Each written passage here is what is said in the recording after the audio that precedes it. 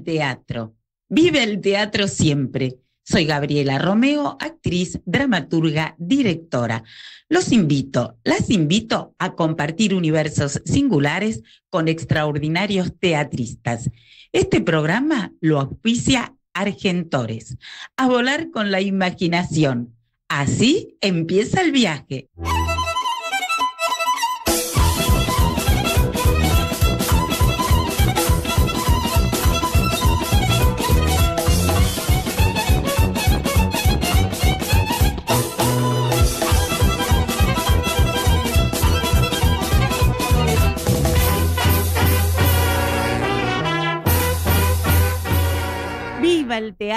Viva el teatro siempre. Hoy, en 16 de junio, vamos a hacer un programa especial por esto tan serio que está pasando, que tiene que ver con el vaciamiento del Instituto Nacional del Teatro y también con los ataques constantes a la cultura, al arte en general.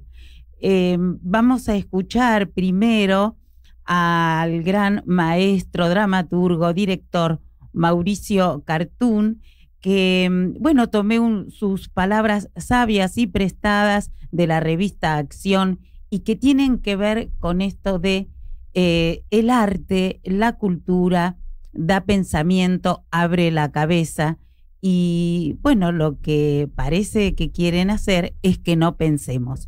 Lo escuchamos a Mauricio Cartún. Gracias. Es atentar contra dos cosas en principio. En principio, atentar contra ese estadio de felicidad que nos produce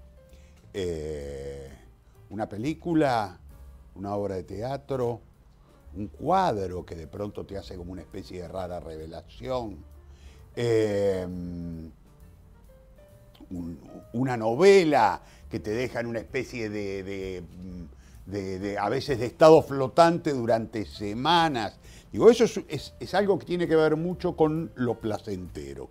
Pero por el otro lado, es atentar contra las ideas, porque el arte, en cualquiera de sus manifestaciones, tiene un doble efecto. Tiene un fenómeno y tiene un epifenómeno. Digo, el fenómeno es ese placer, es la fiesta. Leí un libro, yo recién antes que lleguen ustedes, tenía que ir al baño y manoteé un libro de Cabaguata que me regalaron ayer y leí dos, y mientras bajaba a abrirles la puerta a ustedes, estaba en una especie de estado flotante por la belleza de uno de los relatos que había leído. Digo, eso tiene que ver en principio con ese estadio de placer que produce el hecho cultural. Pero después viene lo otro.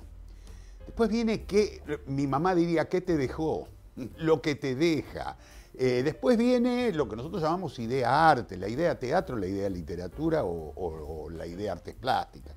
Hay algo donde la cabeza crece en la medida en que yo miro la realidad desde un punto de vista que me permite romper mi propia red conceptual. Eso es lo que produce el arte en todas sus manifestaciones. Por eso, estar en contacto con el arte es pensar, es abrir la cabeza. Bueno, es pensar, es abrir la cabeza, y pedí voces y pedí el decir de los grandes artistas, hacedores del teatro de nuestro país. Y ahora escuchamos a Mariano Saba, dramaturgo, director, investigador en el CONICET. Te escuchamos, Mariano. La situación a la que han arrojado al Instituto Nacional del Teatro me parece verdaderamente una tragedia. Creo que obedece a dos rasgos distintivos de la actual gestión de gobierno. La primera tiene que ver con la ignorancia que rige todo su recorte brutal, y la segunda, la franca decisión de arrasar con cualquier vestigio de cultura. La ignorancia porque todas las personas que participamos y que somos parte del campo teatral argentino sabemos lo que ha costado la ley de teatro, lo que ha significado la conquista de esa ley para la consolidación de un panorama teatral federal, abarcador, que ha facilitado la existencia de espacios a lo largo y ancho de un país tan vasto, que ha permitido la formación de artistas en lugares extremos, remotos y también en la ciudad de Buenos Aires, que ha permitido la proliferación de poéticas que, lejos de servir simplemente como vanagloria para funcionarios de turno, son lenguajes que se han podido desarrollar, conseguir a través del respaldo que se ha obtenido en todos estos años para la gestión de obras en el ámbito independiente, para el sostenimiento de salas, etcétera, etcétera. Por otra parte, me parece que siempre la posibilidad de reducir una estructura democrática, la estructura conformada por una polifonía de voces, de opiniones, a una simple secretaría regida por una autoridad puesta a dedo, bueno, lo que hace es colaborar con la falta de transparencia y la poca intención de que el ejercicio plural de la cultura siga su camino y siga dando frutos. Por todo lo cual, me parece que la situación de resistencia que debe convocar el teatro independiente en este momento, en defensa del Instituto Nacional del Teatro y de su ejercicio, es urgente, es necesaria y tal como se produjo el domingo, a pesar de la represión policial que no respetó para nada ni a los niños, ni a los actores de trayectoria que estaban ahí, ni a la comunidad toda, que nos habíamos reunido simplemente un domingo al mediodía para manifestarnos en relación a esta situación. A pesar de todo eso, digo, es necesario que sigamos adelante, que sigamos manifestando nuestro deseo de que las cosas no terminen condenándose a la precaria situación a la que nos están obligando. Y seguimos adelante y seguimos escuchando, gracias a la revista Acción, a Mauricio Cartún. Este cambio brutal, en realidad, en principio lo que nos obliga es a mirar la existencia de paradigmas muy diferentes a los que nosotros teníamos trazado como horizontes posibles, con la sensación de, este horizonte no tiene una gran modificación. Ahora vemos los horizontes, sí tienen una gran identificación. Creo que era Sartre aquel que decía, la guerra y el cáncer siempre le tocan a los otros. Uno cree que siempre le tocan a los otros. Hasta que no. Yo haría una versión actual y diría, la guerra, el cáncer y las derechas, los pensamientos siniestros de derecha siempre le pasan a los otros. El fascismo siempre le pasa a otro. No, todo está flotando. Todo está flotando en este universo en el que vivimos. Nada se hunde definitivamente, todo regresa.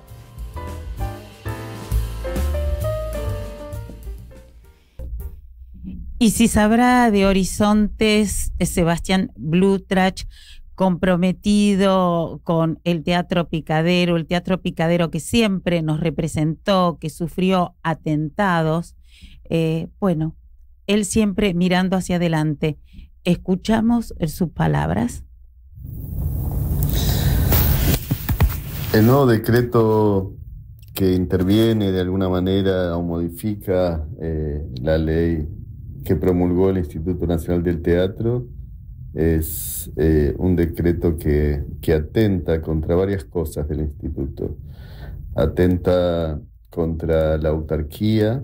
La autarquía es lo que le da independencia económica y no queda librada al presupuesto de turno que le quiera asignar la Secretaría o el Ministerio de Cultura a este organismo. Eso es lo primero y es fundamental. En segundo caso, levanta los delegados provinciales o de zonas, que son personas representativas de la comunidad teatral de cada región que accedieron a ese cargo por por concurso, es decir, que demostraron a través de un examen que están preparados para poder hacerlo. Todo esto lo que genera es una centralidad, le quita federalización, pretende sustituir los delegados provinciales con gente ad honorem. La gente ad honorem termina atrasando muchos años porque no hay un compromiso real de alguien que trabaja en pos de un trabajo de federalizar y de hacer llegar los fondos a los rincones más importantes. Eso es un trabajo full time, no existe el trabajo ad honorem en ese sentido, el asesoramiento ad honorem. Es algo que en la gestión cultural y en la dificultad que tiene nuestro territorio para federalizarse atrasa muchísimos años. Y por sobre todas las cosas, y lo que más duele, es que la ley de teatro es una ley construida por consenso durante más de un cuarto de siglo, que atravesó diferentes partidos políticos y que salió votada en el Congreso y en el Senado por unanimidad. Entonces, que hoy un gobierno que no tiene mucho interés en trabajar para desmenuzar los problemas, sino que rompe y barre con su motosierra las construcciones de años, ¿no? De décadas de gente que tenía un compromiso muy fundacional con el teatro y con la cultura nacional, solo porque en un Excel le dicen que el porcentaje que se asigna a salarios es más alto de lo que la ley asignó en sus comienzos, solo nos dice que son cosas que se pueden mejorar, son cosas para las que se puede seguir trabajando, pero de ninguna manera deberían ser las causas por las cuales se anula todo este trabajo mancomunado de la comunidad teatral, y que a lo largo de los años ha demostrado más efectividad que errores, por la cantidad de salas que se han abierto en diferentes rincones del país, por lo prolífico de los grupos, sobre todo en el interior, cómo se han desarrollado una buena cantidad de grupos donde antes era muy difícil. Pensemos que generar oportunidades de dedicarse al teatro no solo son empleos de calidad o por ahí semiformales, pero vivir del arte y de la cultura también suman un valor extra en la sociedad, las hace más rica, la hace más creativa, la hace más vital. No sé, puedo seguir enumerando un montón de razones por las cuales me parece una barbaridad este decreto que inconsulto, sin trabajar con la comunidad teatral, termina derogando años y años de trabajo. Por supuesto que hay que seguir trabajando para mejorar lo que hay, no hay duda, siempre, eso no se acaba nunca. Lo que no se puede hacer o lo que no se debiera hacer es destruir por vagancia e ignorancia, que terminan siendo dos de las características que tiene este gobierno a la hora de eliminar o de modificar a través de este decreto el Instituto Nacional del Teatro. Y el horror de destruir la cultura, no apoyarla, el arte todo, el teatro. ¿Cómo no pedir unas palabras a la talentosa y comprometida dramaturga y directora Patricia Zangaro? Soy Patricia Zangaro, soy dramaturga. La ley 24.800, sancionada en 1997, por la cual se crea el Instituto Nacional del Teatro, fue el resultado de una larga lucha de teatristas de todo el país para poder tener justamente una entidad que pudiera promover la actividad teatral de manera federal y en todas sus formas, porque el instituto no solamente promueve la apertura de salas de teatro, la realización de espectáculos teatrales, el intercambio entre las diferentes regiones por medio de las fiestas del teatro, sino también la publicación de textos de investigación y textos dramatúrgicos. Lamentablemente, el decreto que pretende desmantelar el Instituto Nacional del Teatro puede borrar de un plumazo esa labor que desarrolla a lo largo ya de más de 25 años, por el Instituto Nacional del Teatro, por nuestra actividad teatral en todo el país que está en riesgo, no al decreto que pretende desmantelar nuestro Instituto Nacional del Teatro. Y el teatro independiente trabaja en cooperativa. ¿Escuchamos a Mauricio Cartún? Digo, con vecinos, con los cuales empezamos a vislumbrar en el fenómeno precioso de lo coloquial, esto de ponerte con otro y empezar a hacer ese ping-pong y sentir que el equilibrio de la pelotita que anda en el aire y que va y viene está creando algo, está creando una energía, está creando un encuentro. Yo creo que las ideas son con lo único que efectivamente se puede llegar. Que a las ideas hay que ponerle el cuerpo, no cabe ninguna duda. Hay dos grandes mecanismos frente al disgusto. Queja y protesta, son dos cosas totalmente distintas.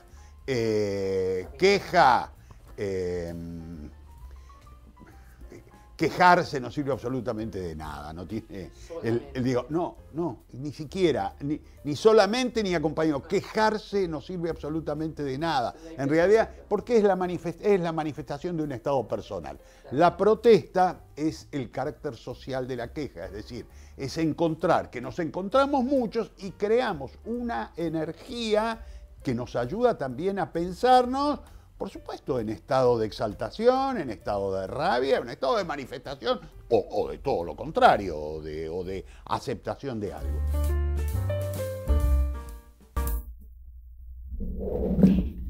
Decía que trabajamos mucho en cooperativa, ¿y a qué hace referencia Mauricio Cartún gracias a la revista Acción, que nos presta estas palabras?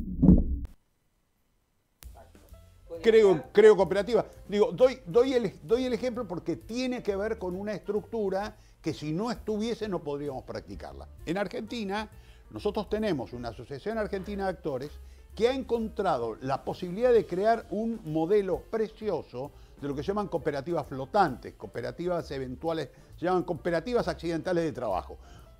¿Por qué? Porque nosotros los que trabajamos en teatro siempre hacemos cooperativas accidentales. De pronto nos juntamos 10 y trabajamos 3 años juntos, pero necesitamos tener una institución que nos cobije. Yo comento esto porque otros países no tienen esa posibilidad. Y es una posibilidad preciosa y es la de decir, che, ¿cuántos somos laburando ahora juntos? Somos 8. ¿Qué hacemos? Nos juntamos 8, creamos una cooperativa y los 8 nos ponemos a trabajar para que esta sea nuestra fuente de trabajo.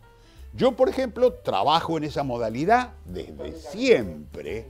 Históricamente trabajo en esa modalidad.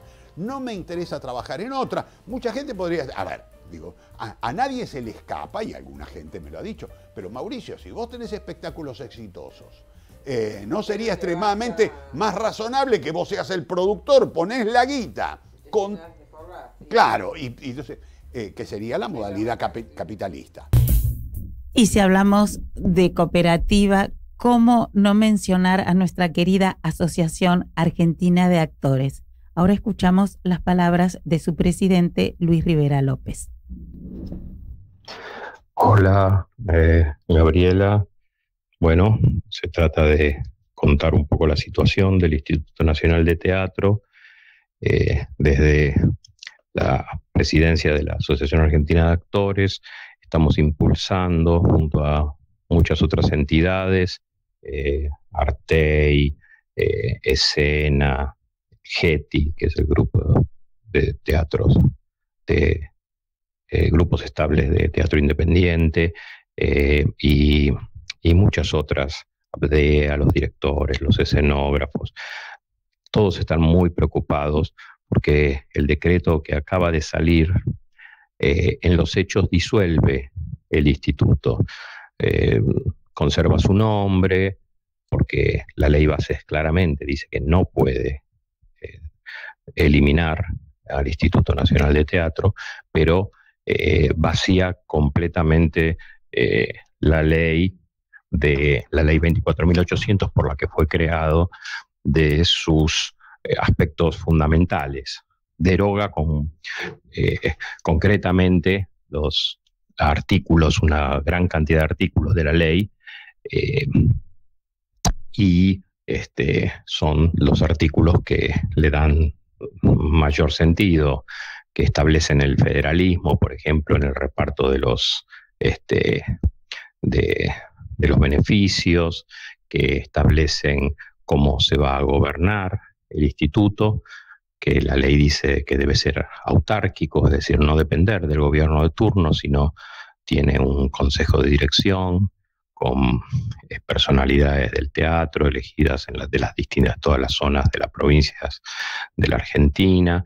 Eso queda disuelto, y muchos otros aspectos muy importantes de la ley de teatro. Realmente es insólito que vayan contra el Instituto de Teatro, que no tiene prácticamente incidencia en el presupuesto nacional. No es esta una pelea económica, sino básicamente cultural. Se trata de que ellos están queriendo una centralización de esos recursos, es decir, que sean asignados desde la Secretaría de Cultura, el ex Ministerio de Cultura, y no como se hace ahora, en forma autárquica por jurados, y en forma muy, muy transparente. Yo, antes de estar en Actores, fui durante 2 años elegido por un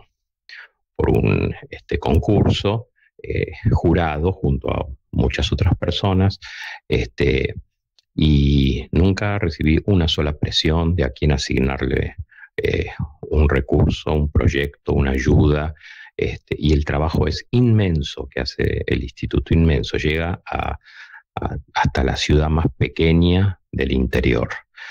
Hay teatros desde que se armó la 24.800, o sea, hace más de 25 años, se crearon teatros en las ciudades más pequeñas de las provincias, y se sostienen grupos comunitarios.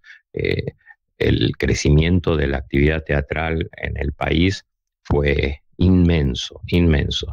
Desde ya que es una buena madera la que tenemos acá, porque sabemos que somos un país muy teatrero, pero realmente el instituto hizo florecer esa madera, y en Buenos Aires es una de las ciudades en el mundo que más teatros tiene y que más público teatral tiene, porque acá no se trata de una ayuda a los teatreros, a los que hacen teatro, sino que el destinatario final es el público de las provincias, que está muchas veces disfrutando del teatro por primera vez, aprendiendo lo que es el teatro y viviendo lo que es ese antiguo rito de la humanidad, que es el teatro. El otro día, para terminar, en el Congreso, que fuimos a defender la posibilidad del rechazo a este decreto, hubo muchísimas alocuciones, muchas de ellas, porque el decreto no solamente afecta al Instituto de Teatro, sino también a la CONAVIP, que maneja las bibliotecas populares, y al Instituto San Martiniano, bueno, una serie de absurdos, pero hubo un discurso de una diputada defendiendo el decreto, que decía algo que me pareció muy interesante, porque revela cuál es el pensamiento que tiene esta intención. Ella dijo: si a mí no me gusta el teatro, ¿por qué yo, con mis impuestos, por otro lado no son sus impuestos porque son asignaciones específicas, pero supongamos que lo fueran, tengo que sostener a la gente que le gusta ir al teatro?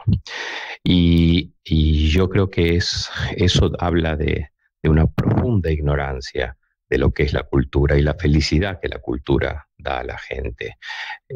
Estamos vivos y tenemos un sentido gracias a la cultura, no solo al teatro, por supuesto, a todas las artes, pero no solo a las artes, a la cultura en general. Los niños hacen teatro desde que son niños, juegan. Los docentes que enseñan teatro muchas veces han sido educados por el Instituto Nacional de Teatro, que tiene programas pedagógicos. Es decir, cómo se entreteje el mundo de la cultura y el mundo del teatro tiene que ver con la felicidad de un pueblo. Y esa felicidad no se logra ignorando los elementos que la configuran, que la basan, las identidades que hacen que nos sintamos que tenemos un sentido en la vida.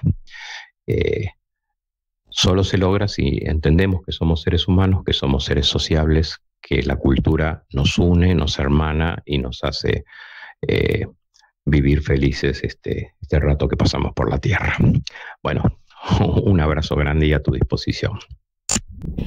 La felicidad y la alegría que nos da el arte, la cultura, el teatro, viva el teatro siempre. Nuestros gobernantes no quieren que seamos felices. El Instituto Nacional del Teatro es absolutamente federal. Ahora las voces de Gladys Contreras y también la voz de Fernando Zavala. Hola, mi nombre es Gladys Contreras, soy de la ciudad de Santa Fe, estoy desde los comienzos muy ligada al INT, al Instituto de Teatro, porque participé primero como administrativa, después formé parte del Consejo de Dirección hace unos años ya, y para nosotros los que vivimos en provincias es muy importante el Instituto Nacional de Teatro, porque reparte sus fondos equitativamente en todas las provincias. Es verdaderamente federal. Yo tengo la suerte de vivir en el medio del país, pero aquellos que viven muy al norte o muy al sur no reciben fácilmente ayuda estatal en cultura del gobierno nacional. Entonces, para el teatro independiente ha sido un antes y un después siempre el Instituto Nacional de Teatro. Y hay que aclarar que los fondos se distribuyen a través de un consejo de dirección del que tuve el honor de formar parte, que ese consejo al que se accede por concurso público de antecedentes y oposición está conformado por personas de todo el país, que cada uno conoce su región y sabe dónde están las necesidades y dónde están las oportunidades de cada provincia. Y además el instituto siempre coproduce con los gobiernos provinciales. La verdad es que esta noticia de un solapado desguace del instituto es muy triste para todos los que vivimos en las provincias, porque es indispensable apoyar el teatro independiente, sobre todo en las provincias. Tuve además el honor de estar en Buenos Aires dirigiendo el Teatro Nacional Cervantes y pude ver qué distinta que es la realidad en Capital que en las provincias. Por suerte, en Capital tienen mucho acceso a la cultura, pero eso no sucede, no se replica en todas las provincias. Por eso instamos a que los legisladores, los gobernantes, todos los que puedan, nos ayuden a dar marcha atrás con este decreto que involuciona 28 años de progreso en la cultura. Gracias. Hola Gabriela, buen día. Bueno, acá en Córdoba para nosotros el desmantelamiento del INT, del Instituto Nacional del Teatro, es terrible, como en todas las provincias, como está pasando ahora. Hay muchas salas, muchísimas salas en Córdoba capital y por supuesto en toda la provincia que dependen, obviamente, la gran mayoría del instituto y bueno, también la actividad de grupo y otras tantas cosas que se han ido agotando, becas y demás cosas que a los teatristas del interior nos sirve bastante.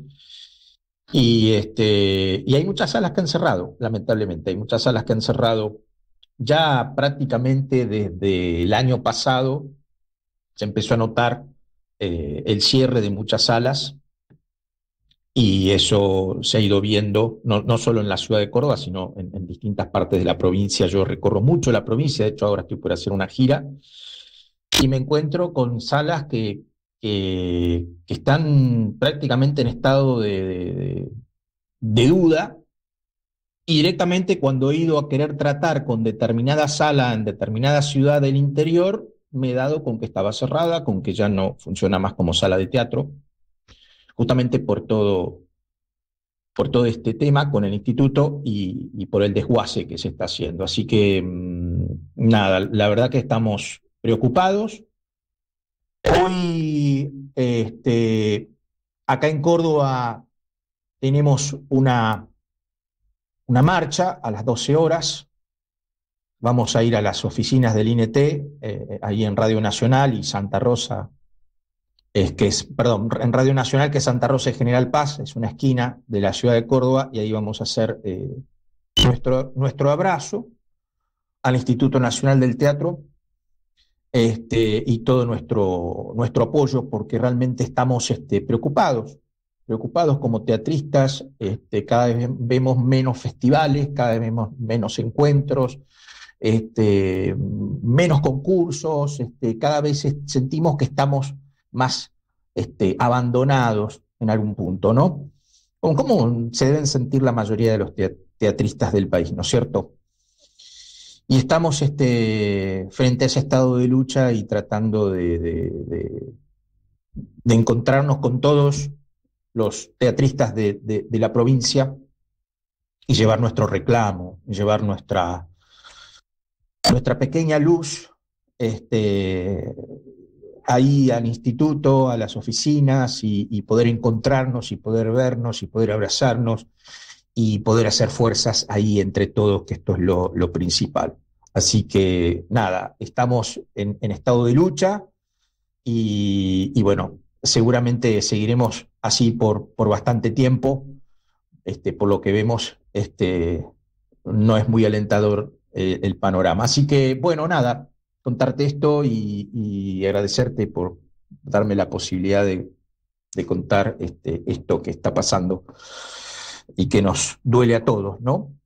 Te mando un abrazo y muchas gracias, mucha fuerza ahí también para las compañeras y los compañeros en Capital, en esta lucha por nuestros derechos. Un abrazo grande.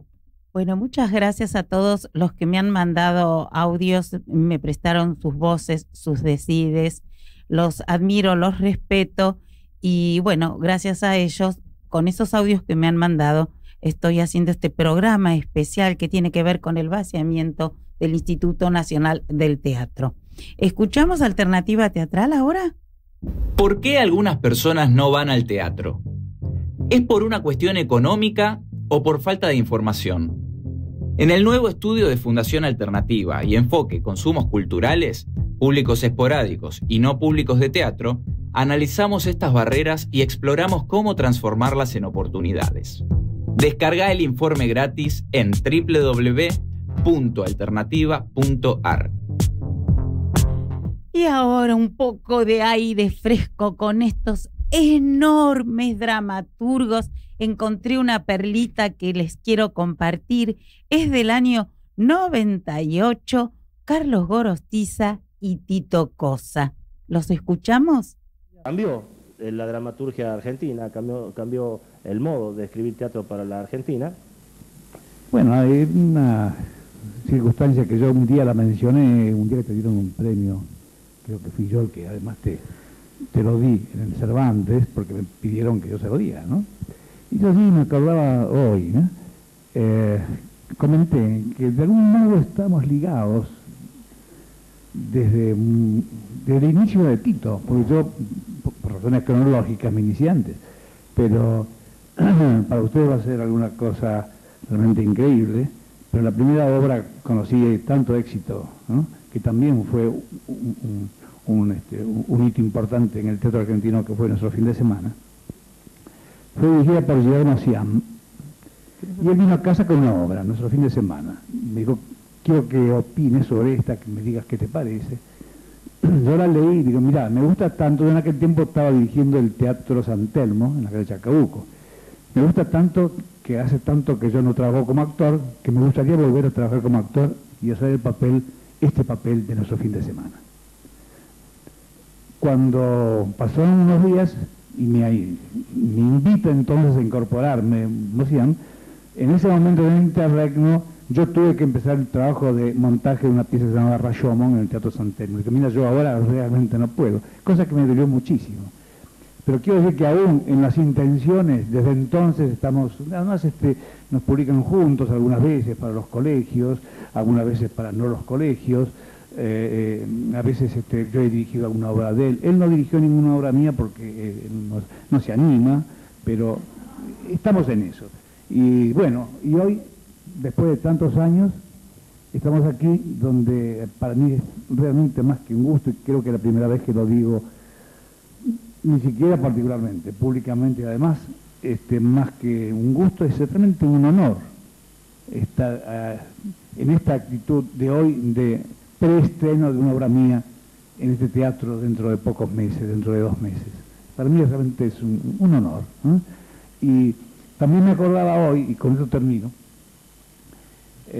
haciendo historia, en este lugar, aquí, en el año 1948, yo tuve que dirigir un debate sobre Bernard Shaw, porque le pedimos, Teatro La Máscara le pidió a Barletta este lugar, que era distinto, por supuesto, para hacer un debate libre sobre Bernard Shaw, porque estábamos ensayando y íbamos a estrenar 2 obras cortas de Bernard Shaw.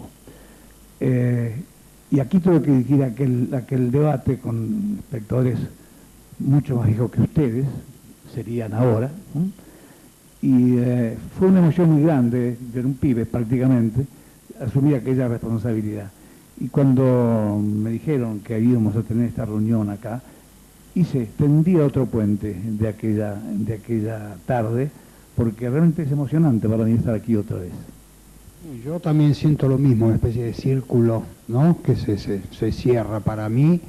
Yo lo que me acuerdo, ahora me estaba acordando que en algún momento teníamos la posibilidad de que,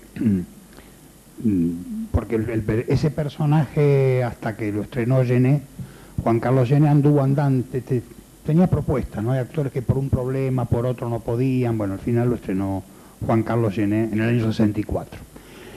Bueno, para mí, cuando yo empiezo a escribir, Carlos Gorostiza es uno de los referentes. Y como todo referente, uno un poco lo quería conocer, lo admiraba, pero también quería pelearse con él, ¿no? Es decir, era una especie de típico de la gente más joven que quiere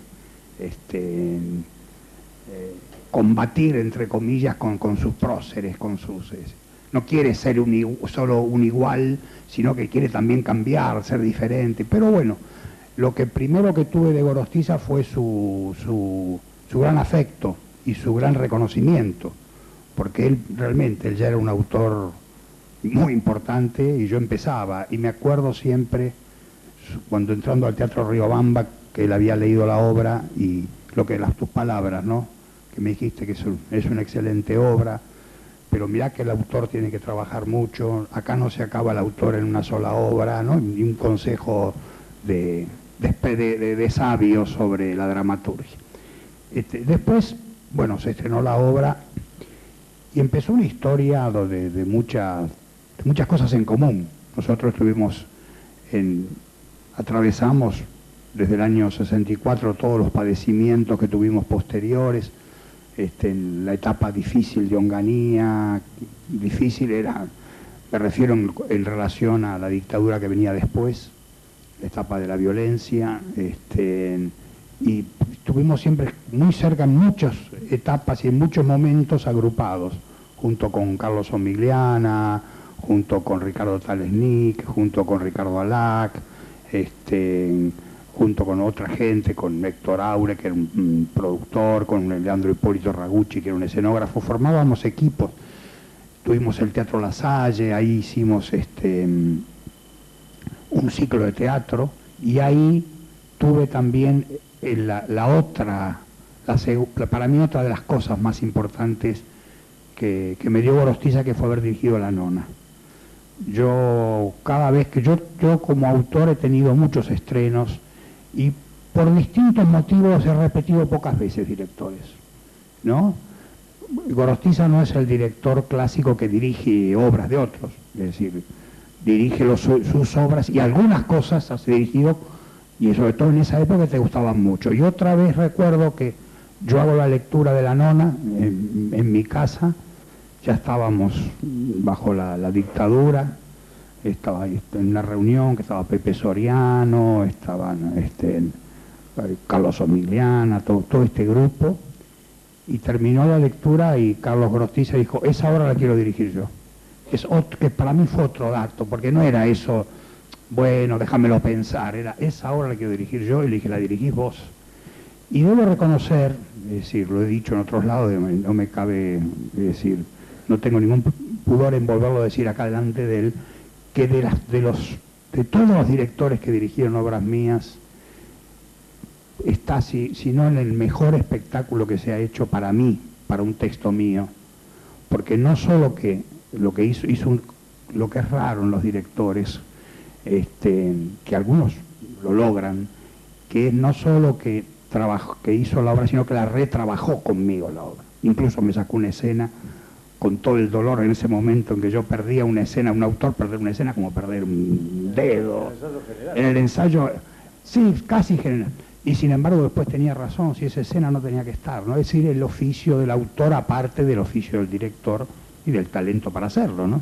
Y del equipo que se formó. Y para mí fue, realmente creo que fue, claro, eran épocas difíciles, eran épocas terribles, aún así fue un éxito muy grande La Nona, ¿no? Pero creo que fue uno de los directores que mejor escuchó mi texto, que mejor lo escuchó y que mejor lo vio. Así que bueno, después estuvimos en Teatro Abierto juntos, es decir, compartiendo todo con Teatro Abierto, las grandes alegrías, los momentos más difíciles. Y después, en los lapsos en que no estábamos agrupados en cosas, cada tanto nos veíamos, o yo estrenaba y lo invitaba, o cuando inauguramos la Fundación Somigliana, cuando toma este teatro y lo recupera y lo recicla y lo convierte en esto, que es este espacio, ¿no? Es decir, más adecuado para el teatro de hoy, con un escenario maravilloso, con esta platea, es decir, y este confort y esta especie de teatro moderno que se ha convertido en el Teatro del Pueblo. La idea nuestra al comienzo fue estrenarla con una obra de Gorostiza, lo que pasa que llegamos un poquito tarde, ya estaba el proyecto armado para otra sala y no. Pero bueno, esto habrá sido hace 2 años.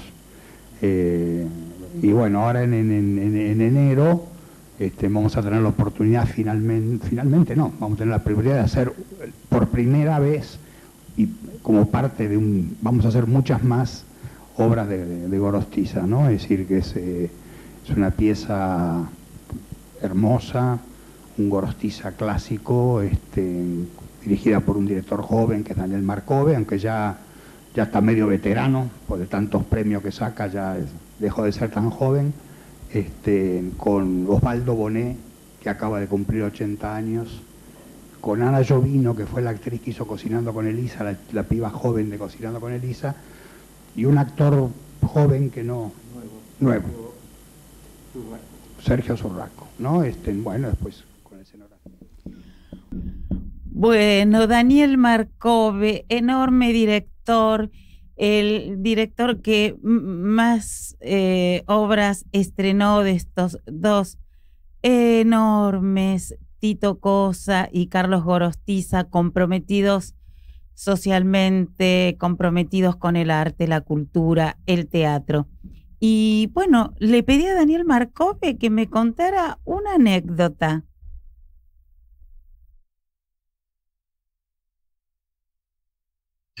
Gracias, Gabriela, por traerme, por llevarme a un hermoso recuerdo.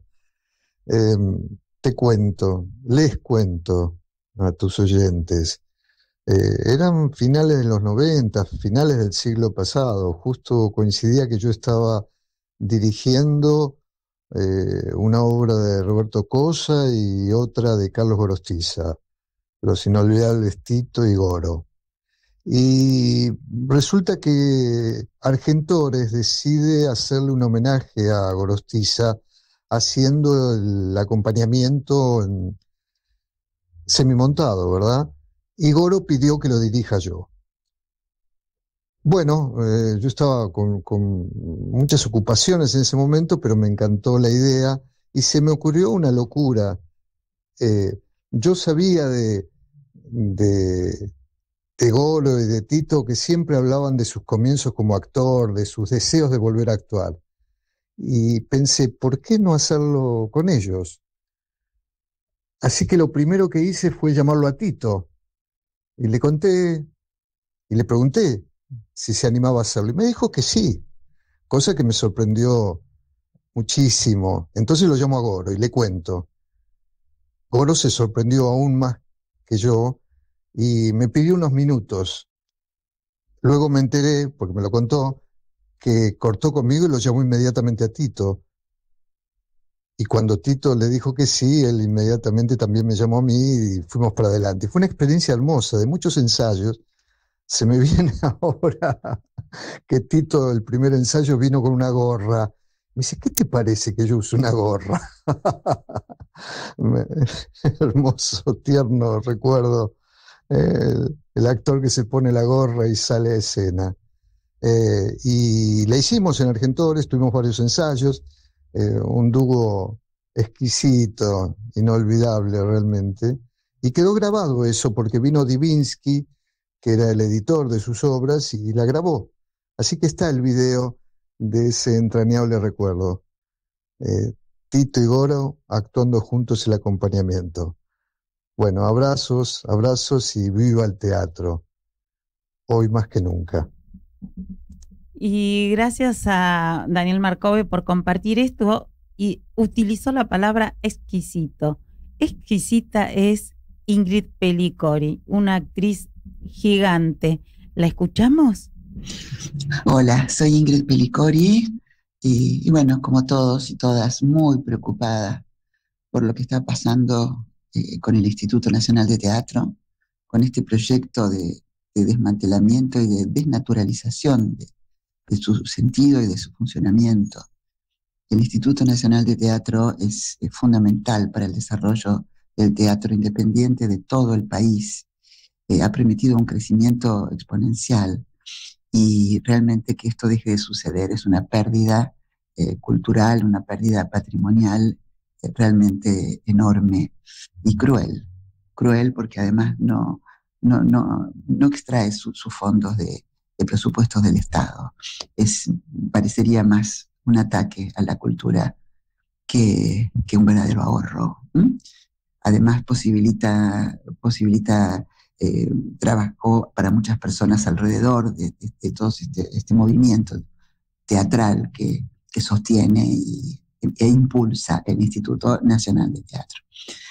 Bueno, ojalá tengamos la fuerza y la perseverancia para impedir este desmantelamiento. Y este programa especial lo voy a cerrar con mi amado maestro Ricardo Monti. Espero no emocionarme en tus palabras, Ricardo, con respecto a la imaginación, a la imagen.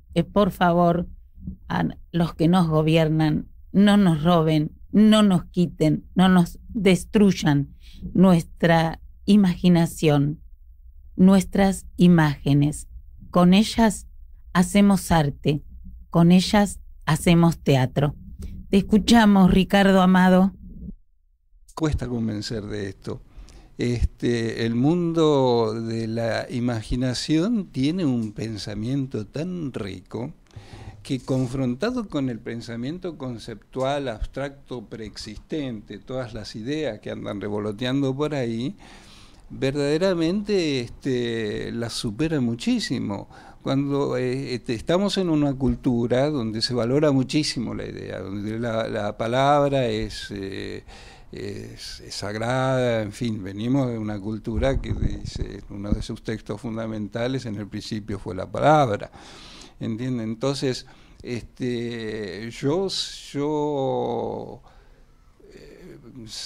A mí me costó mucho vencer esa resistencia, esa oscuridad, digamos, de la palabra, y llegar a lo que sustentaba por debajo la palabra, que era justamente la imagen, el estado de la imaginación, y descubrir que allí había un pensamiento no articulado en palabras, un pensamiento que había que descubrir, y que por lo tanto, al ser un pensamiento a descubrir, era infinitamente más interesante que cualquier pensamiento ya pensado y premasticado que uno pudiera tener. Entonces sí, la verdad que me resultaba muy aburrido toda la otra técnica de utilizar las palabras para ilustrar un pensamiento previo que no era seguramente propio, que era de cualquiera que lo había formulado por ahí, ¿no? Para mí el real pensar, el pensamiento artístico verdaderamente importante es aquel que uno puede extraer de su propia obra, aprender a reflexionar sobre la propia imaginación, sobre lo que me propone la imaginación. Es como desentrañar un sueño, ¿entienden? Porque hay un pensamiento en la imaginación, como hay un pensamiento en el sueño, de alguna manera, que sé yo, según el psicoanálisis, ¿no es cierto? Hay una frase, creo que dicen, ¿no? Que el sueño va armando. Bueno, de la misma manera, la imaginación nos ofrece un pensamiento que tiene su propia lógica, su propia articulación y su enorme belleza, porque lo que es determinante el arte, ¿qué es? Es eso, digamos. Es ese mundo personal y intransferible de imágenes. Muy bien, tenemos enormes autores, y tenemos un Shakespeare, y tenemos un Chekhov, y tenemos un Beckett, y tenemos, bueno, a todos los que se les ocurra, pero nadie puede expresar lo que yo, a través de mi vida absolutamente intransferible, con mis experiencias de vida, con mis vivencias, con lo intransferible que es mi vida personal, puedo expresar. Solamente lo puede expresar esa persona, nadie más. Y lo hará según pueda hacerlo. ¿Entienden? Y eso vale, es decir, lo que vale es la autenticidad en el arte. Esa autenticidad que no se puede pedir prestada. Gracias a todos los que participaron de alguna manera en este programa. Muchas gracias, amado Ricardo Monti, por permitirme guiarnos a todos para ser auténticos. Muchas gracias, Radio Sónica. Gracias, Gonza. Viva el teatro siempre. Gracias a los oyentes y hasta el lunes próximo. Máquina, alzo en algún lugar 4 paredes sólidas, ladrillo con ladrillo en un diseño mágico, sus ojos empapados de cemento y